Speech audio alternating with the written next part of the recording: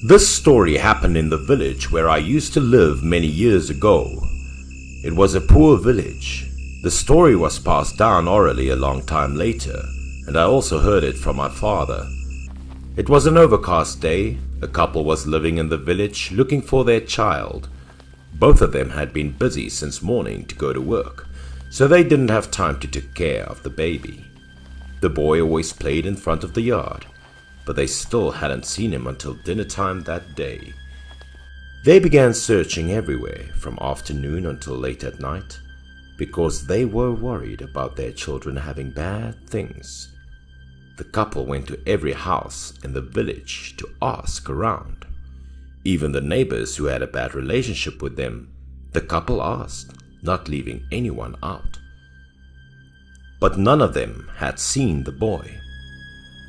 At this time, the sky was dark and the hearts of the couple were insecure.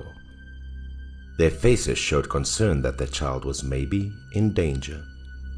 They had lived here for a long time, and they believed that their child couldn't be kidnapped. The couple did not have time to think because there was not too much time left. The couple continued the search. In the village they had found most of them, so they decided to go to the edge of the forest to have a look. As soon past a house at the end of the village, the couple saw the elder man living there.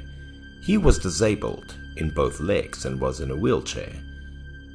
As soon as the older man saw the couple, he called them over and asked if they were looking for their son.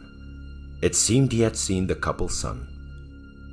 As soon as hearing the news about their son, the couple was so overjoyed that they stopped and asked the older man more carefully. But contrary to their joy, what the older man said worried them even more. According to the older man's account, it seemed that the son was led by something. After hearing this, the couple became extremely afraid and their faces gradually turned green. Seeing the couple's panicked expressions, the older man also quickly recounted what he saw. Today, when it was just getting dark, the older man's gambling addict son pushed him to the front porch to enjoy the breeze and then left to play cards. But until evening his son did not return, so the older man continued to wait on the porch. The village road at this time was also gradually quiet and no longer a shadow of anyone. Suddenly, in that silent space, heavy footsteps sounded from nowhere. Because the road was very deserted and relatively narrow, the footsteps could be heard clearly, which caught the older man's attention. He quickly glanced in the direction of the sound when the shadow of a child appeared faintly in the mist. For some reason, the fog was so thick, it was more like they were surrounding the boy. Because it was dark, the older man couldn't see the child's face. But looking at his appearance and clothes, the older man knew that the child was the couple's son at the top of the village because the child often ran around the village to play. The older man asked, but the boy did not respond, continuing to walk slowly and heavily. The boy didn't look the same as usual. As a person who had lived for many years and had a lot of experience, the older man knew for sure that something was following him. The older man looked down at the boy's feet under the fog. His guess was not wrong.